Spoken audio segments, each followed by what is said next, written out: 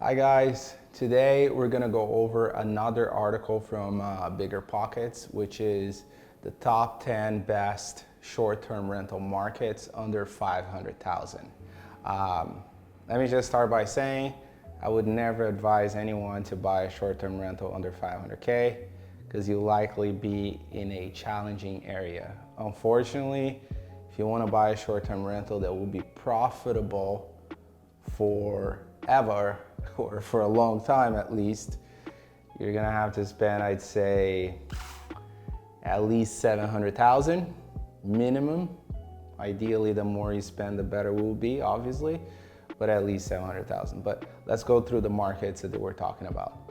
And I'm Davi, realtor, real estate investor in the LA area who's helped hundreds of clients buy and sell real estate. Now let's jump into the markets that we're talking about. Lancaster, Pennsylvania. I would never go for something in Lancaster, Pennsylvania. So the average price there is $360,000. Yes, you may make some money. It's saying here that some properties are making up to $120,000 a year on Airbnb. Maybe a lot of this data is going back to the post-COVID days where a lot of Airbnbs were profiting. I would like to see data from last year, for example. I don't think you'll be making this much money. Panama City and Florida, I wouldn't do that either.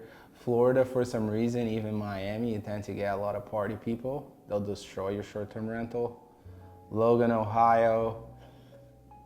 See, these are places, Logan, Ohio, and Lancaster, Pennsylvania. These are places where I would buy an apartment building with multiple units, but not a short-term rental. And then the place that surprised me the most in this list is Joshua Tree. I had a house in Joshua Tree, total failure. Right after COVID, during the Airbnb boom, it was making $9 grand a month, and the mortgage, I think it was only $1,500. But right after that boom, we were probably making like $4,000 a month. Every time we had something break at the property, a terrible handyman would go there and break something else. We had issues with cleaners that would disappear on us, that wouldn't get along with the pool people or with other people.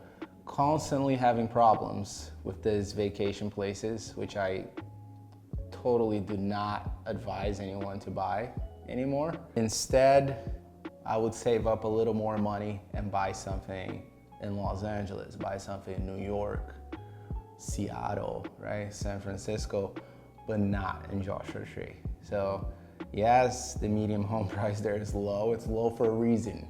It's because it sucks, right? And then all the way to the bottom, this is where I think the best ones are. So if you are gonna buy a place in a vacation area, Savannah, Georgia, Houston, Texas. Houston's a big city, so I think that would be a good investment. You just have to look for a flood insurance situation there and be willing to take the risk with the hurricanes and everything. But I've looked at Houston before.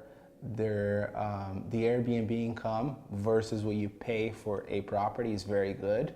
The challenge over there is renting the property out during the week, where you don't have that challenge in LA and New York, for example.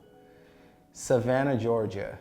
If you buy the right property and if you have the taste to furnish it, design it, and add amenities to it, I can see this making a ton of money. So there's 124,000 top performing properties they're talking about over here. I'd say that that's real, obviously depending on the property and how you run your Airbnb. Hope this video was helpful for you guys. I'll see you in the next one.